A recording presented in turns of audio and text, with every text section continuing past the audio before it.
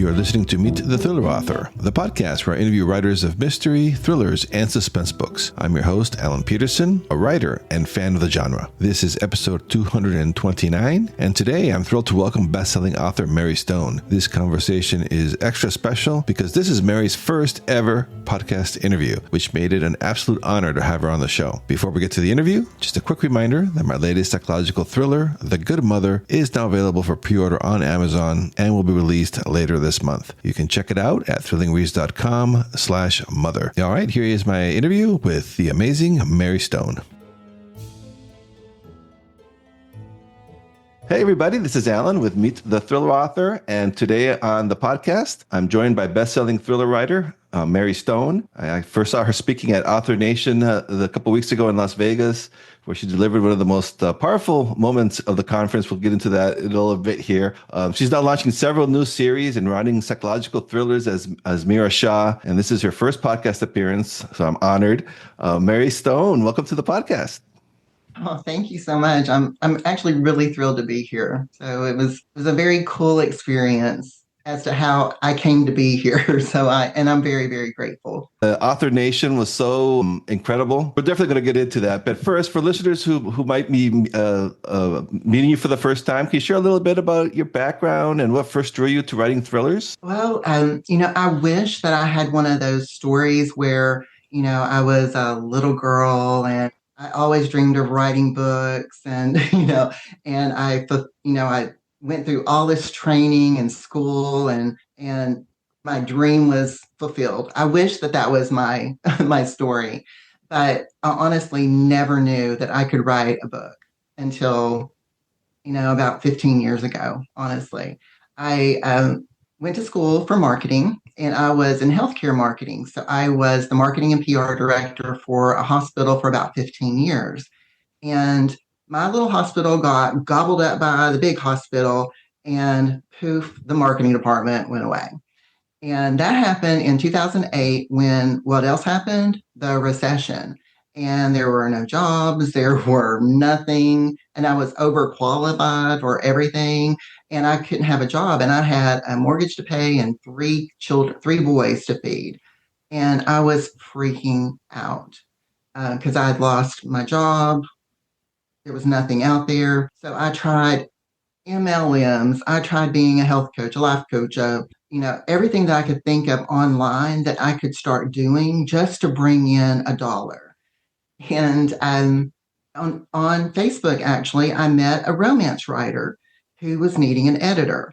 And she said, she asked me if I could edit. And I'm like, well, I edit my own newsletter for the hospital and my own press releases. But yes, absolutely. I can edit your book. Give it to me. I'm the best editor you'll ever see. I mean, because I was pretty desperate. And I loved romance. I was fine. I thought I would give it my all. And so I started editing for her. Then I started editing for other people. And I was an editor. That was what I was doing. And then I started editing for crime fiction and things like that. And I've always loved crime fiction. I've always loved suspense. It's really the thriller suspense part of it. That's what I read when I was a little girl and a teenager. So I always was drawn, even if I was editing or even started writing some romance, I would go back to reading the suspense, the thrillers type things, because it's always where my heart has been. When I was editing romance, I wonder if I could write one of these, because I'm rewriting these people's books. So maybe I can write a romance too. So I tried it. I started publishing, and there's a really big difference between writing a book and selling a book. So I was still editing and I was still writing and trying, but my writing started picking up in the romance genre. And I was actually making several $1,000s a month. And I'm thinking, I've done it. Between that and the editing, I've done it. And then Amazon changed the way they paid authors. And it was just like the faucet went off. So there I was in the rock bottom again. But in that same writers group, I met a young guy who had a dream of being a publisher. And he was like, well, do you want to write books? And I'll sell books. And I'm like, sure, why not? And we decided to do thrillers together. And it was him and me and a proofreader. And we launched Winter's Morn, which was my very first Mary Stone book in 2019. And so it's not one of those dream come true. I always had this thing. I I had to fight, and I had to fight my brain. I had to fight my fears, my I'm stupid and I can't do this. I had to fight all of those things to and really be desperate, to be honest, to Hmm. be so desperate to feed my children, to be able to keep a roof over their head, that I was willing to break through the fear of people reading my internal thoughts, people judging what I say, and just let it go, and just let it go. So that's my very backward backstory. Yeah, but that's great too, because I think that's a lot of problem with a lot of writers is they don't think about the business side of things. Whereas for you, that was you had to because we all need money.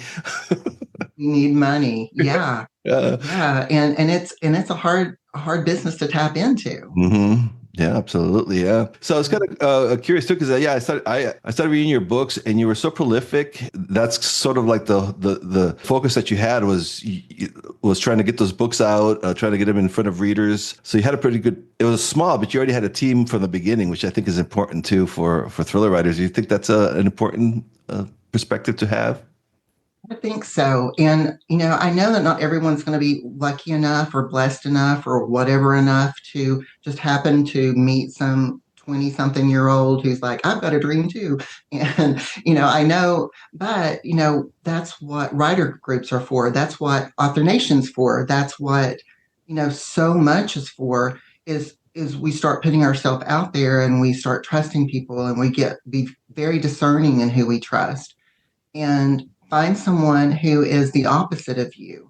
If you can write a good book and you know someone who can help you with some other things and you trade roles, there's lots of ways in which you can share responsibilities to do something like what I've done. I think it's great too because I was reading your bio in preparation for this, and you mentioned growing up with a mix of childhood fears and fascination with real life villains. And when I read your books, I really see that in there. So I was kind of curious about that. How did those early experiences shape the kind of stories that you're writing today? A lot, a lot. I grew up in a house where really strange things happened. And I'll just kind of leave it there. Things I couldn't explain, things that were very scary. I also grew up in the Appalachian mountain region. So if have heard anything about the Appalachians and some of the lore with the Appalachians, so strange things happen here. So it happened in the house, it happened in the woods, it happened at the barn. All the things that could be scary and strange were happening. So real life danger, wasn't theoretical for me growing up. And it might, again, I think I do everything backwards. So this probably is going to sound really backwards too, but I had such a mix of both fear and fascination for what's going on, why is this happening, that was wired into me at a very young age. But for some reason, instead of trying to avoid anything scary, I dove right in, almost in a way to face it or to understand it better. I don't know. I think our fears lie so much in what the unknown is. Once you see the monster, it's like, okay, Duke's up, I can fight you or die or whatever. It's kind of like, okay, I can deal with it, but it's that unknown. So I wanted to know all the unknowns. I wanted to know how these other people and other characters and other in movies and books fought their fears so that maybe I could borrow some of their courage and be able to do that too. So I would consume Stephen King and Dean Koontz and Tom Clancy and, of course, Mary Higgins Clark, just as fast as my dyslexic brain would let me absorb them. And, and so that's kind of where it started, just a really spooky house in a spooky region, and me, instead of being afraid of it, needing to know how to face it. And I did it through books and movies. Yeah, I think that's incredible too, because you mentioned that. So you have so many series out there and so many books now after several years of doing this. And you mentioned that you like all of your series or most of your series ended like at the same time. Can you tell us about that? How did you envision that, or is that just a natural progression? Can you tell us a little bit about that? I wish I was some planner who was able to foresee 6 years down the road that through my hard efforts and work and dedication, things would just culminate the way I think they're going to culminate. I wish I was that person. I am not. I'm not smart enough for that. And there's no way that I could have planned for all these. There's 12 different series. Winter launched in April of 2019. She's 27 books. I've got 12 series. Some of them are 15 books. Some of them are 20 books. One's got 20 books. They have 9 books. So they're all different length. And then Sky Striker and Journey Russo, they released last year with 9 books. So you tell me how the math could possibly work for all of them to conclude at the right around the exact same time. Yeah, you're probably like, oh, I have all these books. I'm putting out all these books. There's no way. I'm not even wasn't even thinking in your head that that could happen. No. And actually, Marion actually, she, I mentioned the proofreader. It was the guy, me, and the proofreader. She's now my production director. So she came to me. She does a Gantt chart every week to make sure that we're staying on track with all the different releases because we have so much going on. And she was like, I think we got a problem. I'm like, Red flag warning. Could that possibly be? And she told me, and I'm like, no, that can't possibly be true. But it was true. It was very true.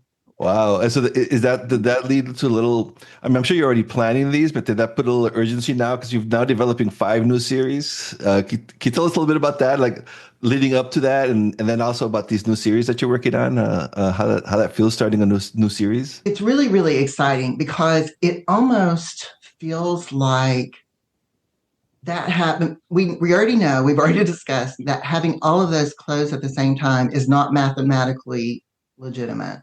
So, it feels like the universe almost just hit a reset button on what I was supposed to be doing. And one of those things that I truly, truly believe this, and I don't know what anyone's religious beliefs are, but whether it's God, the universe, Mother Nature, your left big toe, whatever that is that you believe in, I truly believe that was kind of a reset button for me. Because I also had these 5 other protagonist stories in my heart. And I really, really wanted to start working on them. I really, really wanted to get them out into the world. But I was so busy with those 12 that I never knew how to find the time to do that. And then also, I knew that I wanted to go into psychological thrillers. Who has time for that? I knew I wouldn't have time for that. And then for years now, at least 3 years, I've had this idea that I've wanted to join protagonists together and create some kind of like Avenger, FBI unit kind of thing. Yeah, they're going to be like, oh, they're going to take on the world, not just America. I have all these thoughts, but I never could do that because all my protagonists were really busy over in their series doing their own things. So with this reset button, those new 5 series got to get birth and see life. I got to start a whole new genre with Mira and psychological thrillers. And I'm currently working on creating some really cool things based on some of those thoughts that I've had for a really long time. Oh, that's really cool. That's exciting as a fan of your books. Just the idea that you might be bringing the new characters, the old characters into a cool unit or something. Just that's very exciting. Can't wait to see what you come up with that. I know I'm really excited about it. I would love to tease more about it, but honestly, it's still coming together. I know that I want to create three more new series. So how do I choose who's going to do this? How do I choose what's going to be this? How am I choose what's going to be that? That's where I'm still deciding on, but I'll be sure to let everybody know as soon as, because I'll be too excited to not let everybody know as soon as it You have happens. to come back on the podcast and let us know. Oh yeah, yeah, I'd love to do that. Yeah. Wow. So that's really incredible. I really love how you look at things too, because like instead of freaking out about your series are all ending, you see opportunities. Oh, now I can work on this that I've been able to do that. So I think that's because this business is so crazy and things change so quickly that you really have to have that kind of nimble attitude, I think, in order to survive in this crazy business. Yeah, I shared this from the stage at Author Nation. Desperation can really fuel a lot of stuff. And one of my rock bottom moments as a mother was when my middle son came up to me and he needed $10. And I didn't have $10 to give him. My house they didn't know this, of course. My house was getting ready to be repossessed. I had no money in the bank and my kid needs $10. So I made a game. I was like, okay, let's find all the quarters we can possibly find in this house. So we looked through the car, we looked through the couch, we looked under the beds, we looked everywhere. And I I put a glass bowl on the table. And so every time it chinked with a new quarter, we'd be like, yay, we got a new quarter. We would just dance and celebrate. And then we'd go find another quarter. And then we'd celebrate and find another quarter. And during that whole time, I'm dying. I'm dying inside because I don't have $10 to give to my kids. And so that was the hardest and best lesson for me because I found $10. He had his $10 that he needed. And then I was able to find another $10. And then I was able to find another $10. And I eventually came to learn that I'm a really good quarter finder. If it comes down to it and things look really rocky, I can find that quarter. I know that I can find that quarter. That was kind of the mindset that I had when it was like, oh my gosh, what are we going to do? It's like, okay, where are my quarters? Where are my quarters? What do I need to do? So that's kind of how I live life now, is knowing that I can find a quarter if I need a quarter. Yeah, I was at the at Author Nation when you were on the panel on the big keynote finale panel. You're up there on stage, last minute. For listeners who don't know the story, can you tell us a little bit about that? How you ended up there, and then how emotional it got? Because that was something that was very touching. I mean, people were crying. Can you tell us a little bit about that and your feelings through it, and of you being up there and trying to help these people? It was just a really touching moment. I'm still pretty much in awe 2 weeks later, 3 weeks later, of how it even happened. Because I'd never, even though I've been writing books for this long, I'd never been to an author conference before. But my editing director, Jenny, she was going. She goes to a lot of different conferences. So she was going, and I'm thinking, I work virtually, so I've never physically met her. I'm thinking, oh, this could be a good opportunity for me to go, and I get to meet her in the flesh and we get to talk and things. And I get to go to this really, really big 1,200 person author nation. And there's going to be so much I can learn and do better because I'm not trained in any of this. I just write where my heart takes me to write. I have had no training. So I'm thinking maybe it's time that I learn something.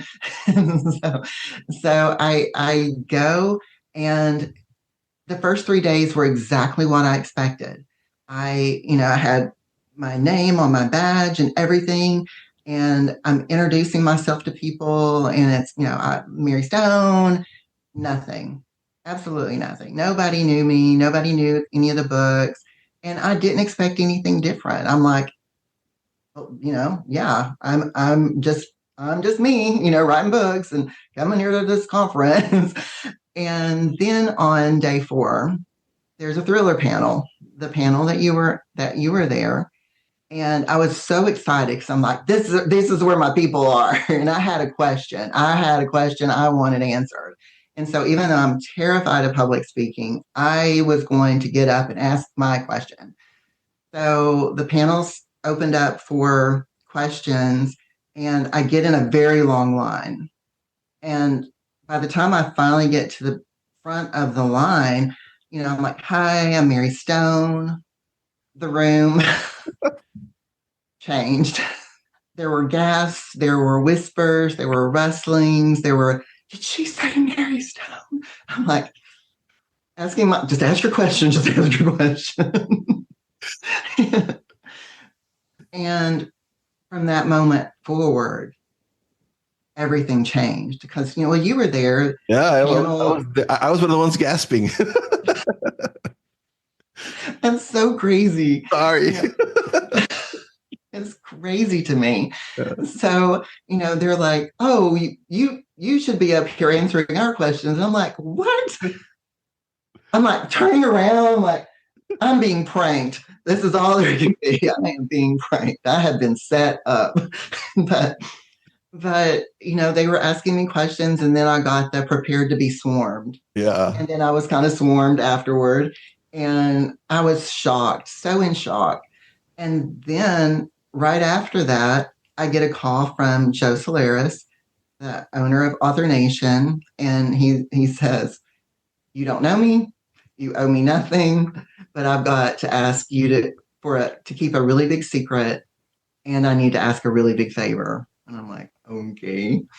So he tells me that James Patterson was sick and was not able to come and be the keynote speaker at 4 o'clock that same day. And I'm a good secret keeper. I'm like, locked down tight. So then the favor was, would I, me,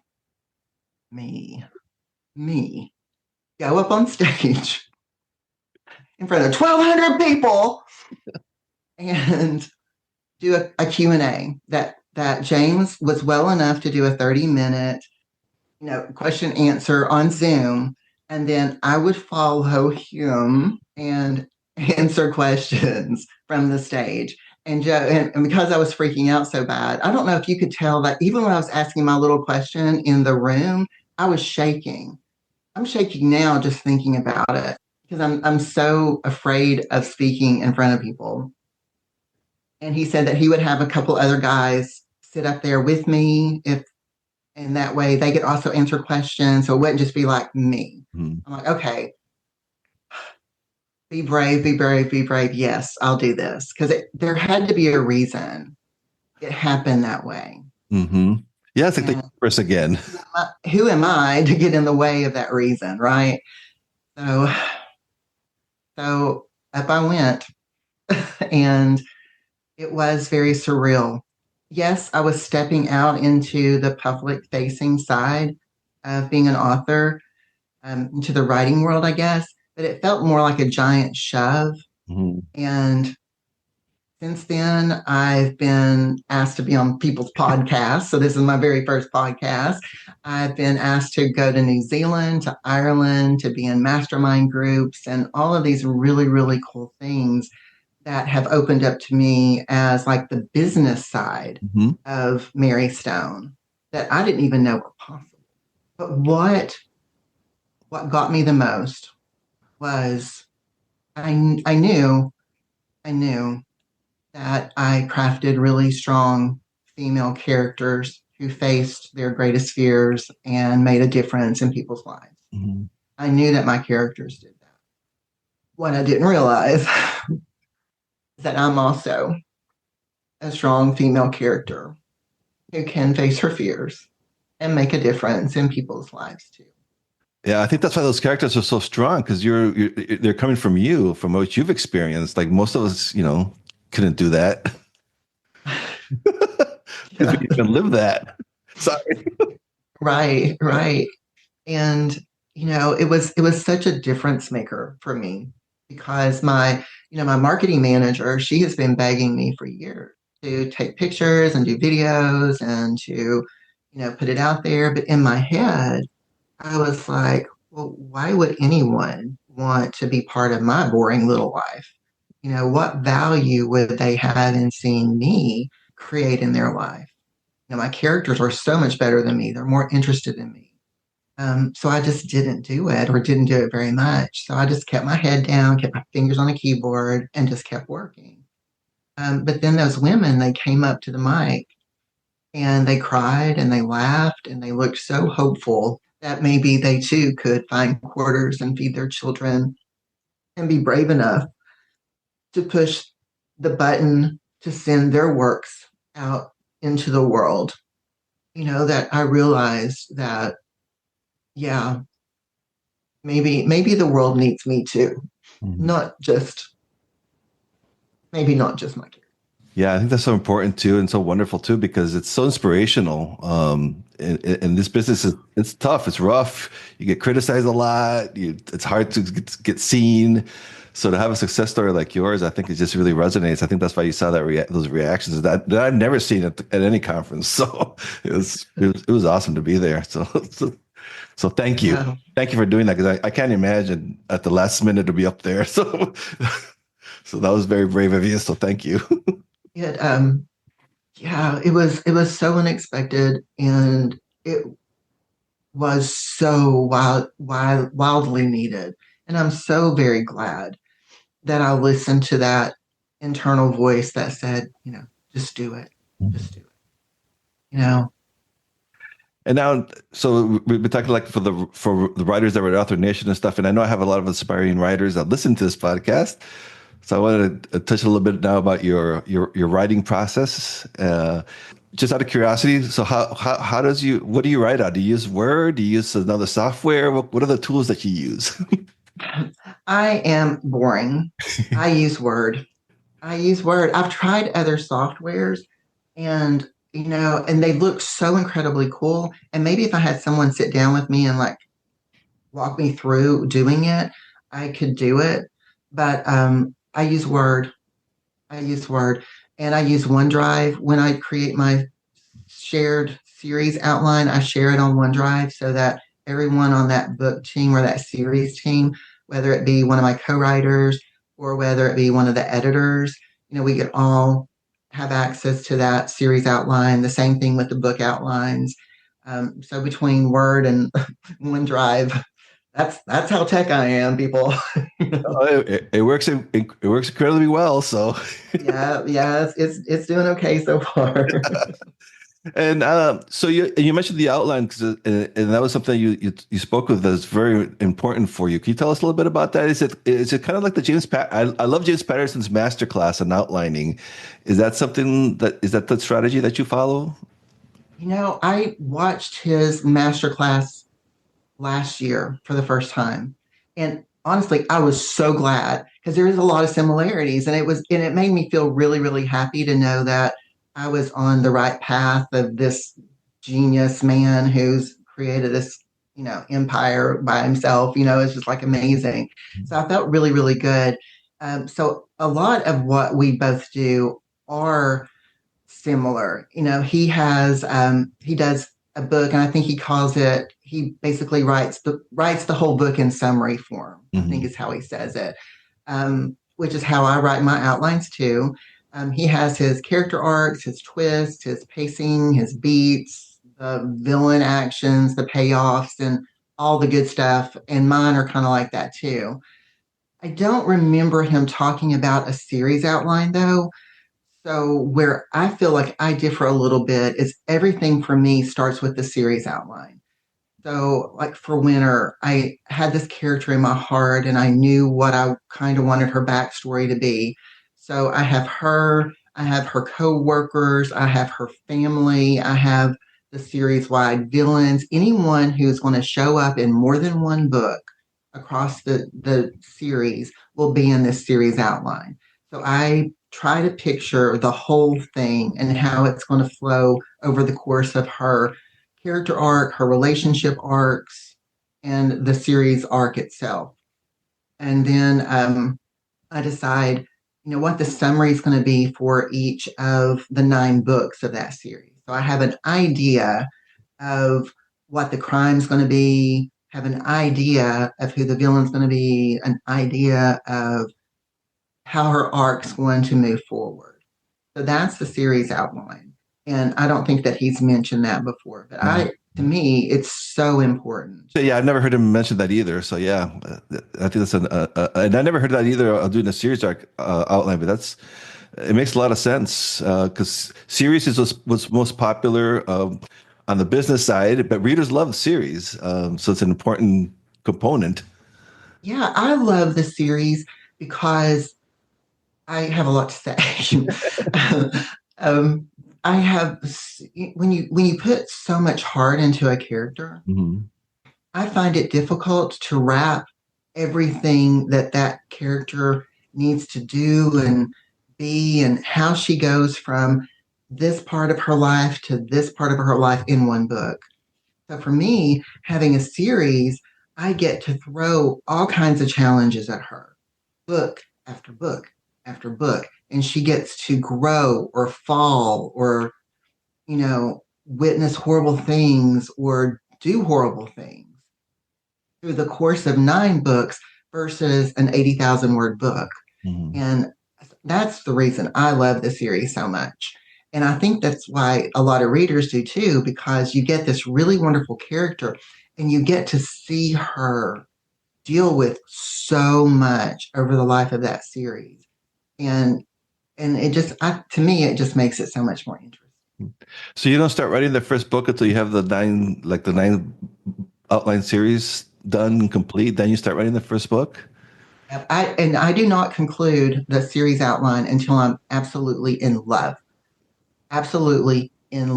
with my protagonist. Hmm. When I am so in love with her that that she feels like she's my very best friend, and I know her as well as I know my best friend. I know if she likes to. I mean, I know basic things like does she like to get pedicures or manicures, and why? Some women love it because maybe they were too poor growing up and now it's a luxury, or they're just trying to care for themselves for a moment in a life that's chaos. Some women do not want to be touched.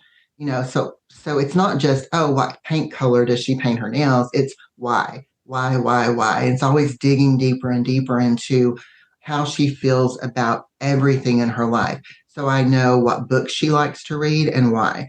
I know what she sees in the mirror. When she looks in the mirror, I know what she thinks other people see when they look at her. Everything that you know about your very, very best friend in the world, I want to know about her. And once I feel like I know that, I can say, okay, series outline's done. And then we move to book one. Oh yeah, I think that kind of explains a lot too. Because you write very fast, and that's something that I've always been trying to improve myself. But it seems like by the time you start writing the first book, you know the character and everything so well that it probably just flies out of you.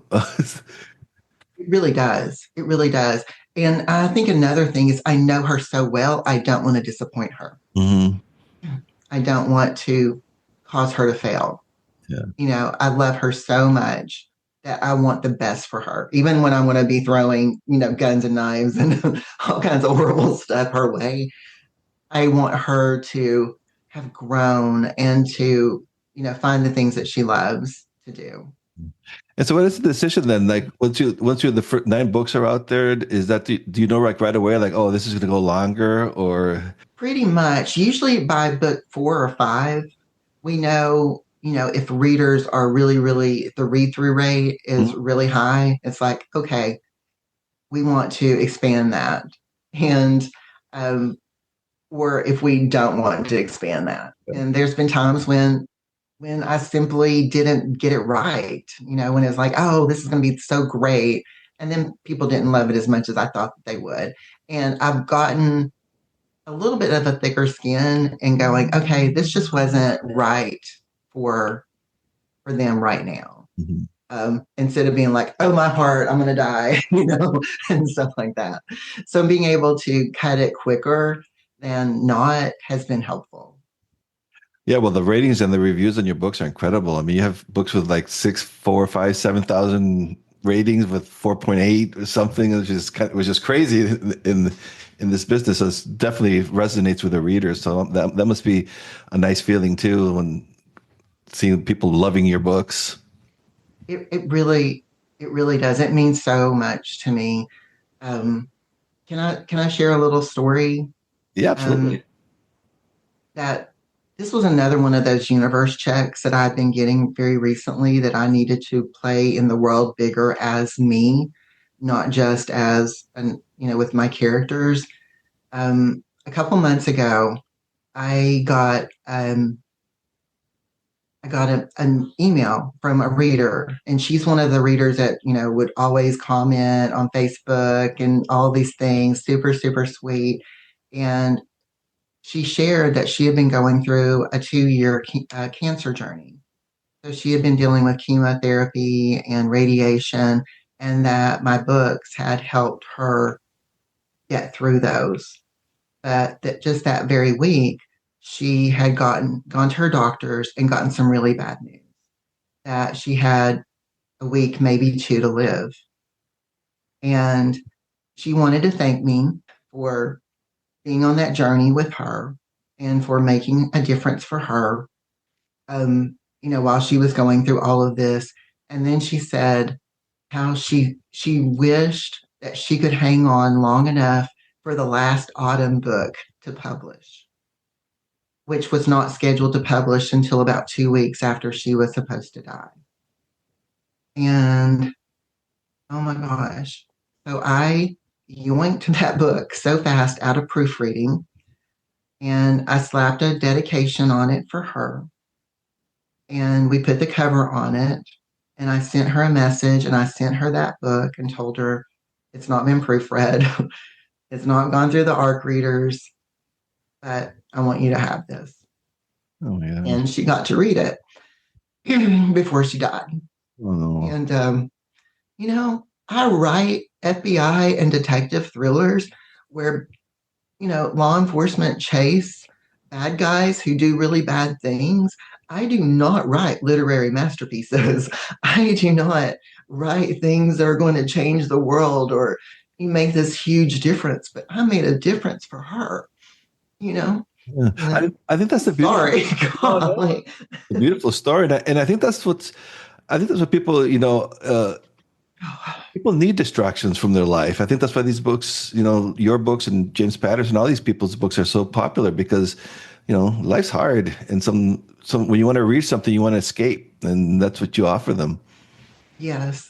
That's Yeah. And I agree with that. Kind of like when I was a little girl and I wanted to, face my fears. Books became an escape for me to be able to do that. And, that's why the entertainment business at large, not just books, but movies and TV and everything is so big, is because we live in a really crappy world sometimes Mhm. and we need a distraction from that.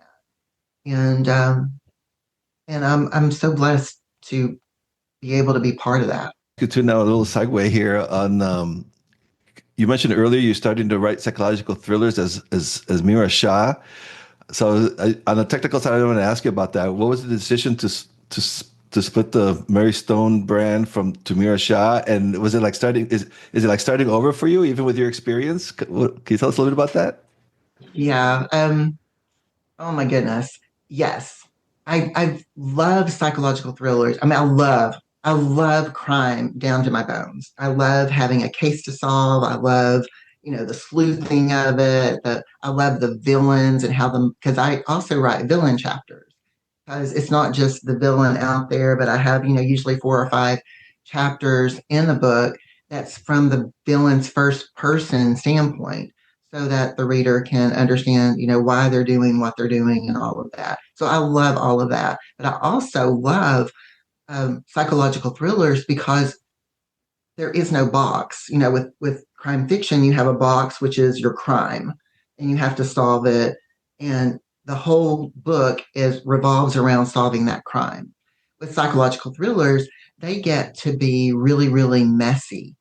Um, they don't have to be contained in any certain way. They can start out really ordinary, and then the tension and the tension and the tension drives. And think about Nick and Amy Dunn in Gone Girl. Mhm. Their ending is not a happy ever after kind of ending. It's a very, very messy ending. So I get to not in, but in crime fiction, you need to the case is solved, the heroes win, and so having not such um, tidy endings was really, really fascinating to me. And because I'm apparently very delusional, I was like, oh, it's a thriller. I write these thrillers, so I can go write that thriller too. And it's different. It's very different. So I've learned a lot. I've written exactly two now, and Almost Gone is the first one in the Final Chapter Book Club series under Mira Shaw. And then I just finished Natalie's, which is Almost a Stranger, and it'll come out in a few weeks. So I'm still really new to it, but I love it. It is so fun to have the twisties and the turnies and all of that, and then not have to have such a tidy ending all the time. That's Yeah. been really Yeah, I think that's why they're so popular because it's more real life kind of, messy. Yeah, most of us aren't FBI agents and stuff, but we all have I know. regular people with messy lives. So I know.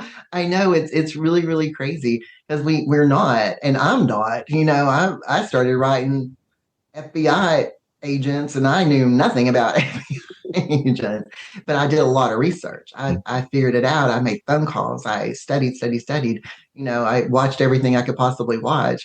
I kind of figured it out. And I'm sure I still get a bunch wrong, but I try my really, really hardest not to. yeah, I was kind of wondering too, because you're doing a lot of work now with your own publishing house now and with co-authors. How's that process been? The collaborative. Do you enjoy that shift from all on you to now having collaborators? Yes, I do. I like that very, very much. I, again, I started out with Alan and me and Marion, the proofreader. And even though I can write really fast, I can write the first draft of an 80,000 word book in about 2 weeks. It's not going to be perfect, so I'll have to, go through and edit and all that stuff. But but I can write it really, really fast. But still, even being able to write really, really fast limited how much we could actually do. So came the concept of, well, what if we had some co-writers? Could we do that? And with bringing on some co-writers, we needed more editors. So we needed to be able to do that. And then we needed more support for here and more support for there. And then pretty soon it's like, oh, maybe we should just create this publishing company called Mary Stone Publishing and see how that goes. I mean, really a lot of what I've done in my life has been, well, let's see what happens and, see if this will work. And so far it's working okay. I would say, yeah. And so yes, that's awesome. And then I do want to say too for listeners because I saw you have a website for the publishing side and then for your books. Can you tell us like where the listeners can find you, like if they want to learn more about writing or just fans that want to get your books? Well, I don't have anything out yet, but that's another thing that I'm thinking about doing too. Is again, I had no idea that I had anything to offer this world other than my characters, until 3 weeks ago. But I'm thinking, I saw these women who and men. I'm not just saying women, but I just relate very deeply with the women, who need help who need to understand what to do and and need the encouragement. So I'm looking at doing some of those kinds of things, and I'll let you know when and if I'm able to get that off the ground. Oh, yeah, But absolutely. but so now I have nothing to offer on how to write a book except for what I've offered here in the time we've been together. But for my books, basically, I'm author Mary Stone everywhere. So website, social medias, all of that. And I'm author Mira, Mira Shaw, website, socials, all that stuff. Okay. And before I let you go, then also, so for aspiring writers that are listening to this, what would you tell them? Just like a little something to help them get that first book out there. I would tell them what I've always told my boys. What's the worst that can happen? You push the button, the book goes out. What's the worst? Will the world explode? No. Will people die in a plague? No. You know, so what's the worst that can happen? And then what's the best that can happen? The best that can happen is that you end up building your own publishing company and you not only get to feed your children, but you get to help a whole bunch of other people feed their children too. And then all kinds of things in between. It doesn't, maybe you don't want to be a publisher. Maybe you just want to feed your children and you get to do that. Oh, that's great. Well, thank you so much, Mary. I really appreciate it. I'm very honored that this is your first podcast. Thank you so much for coming on. Well, thank you so much for being in that room and for coming up and for inviting me here. It's been so lovely and you've made it very comfortable. Thank you.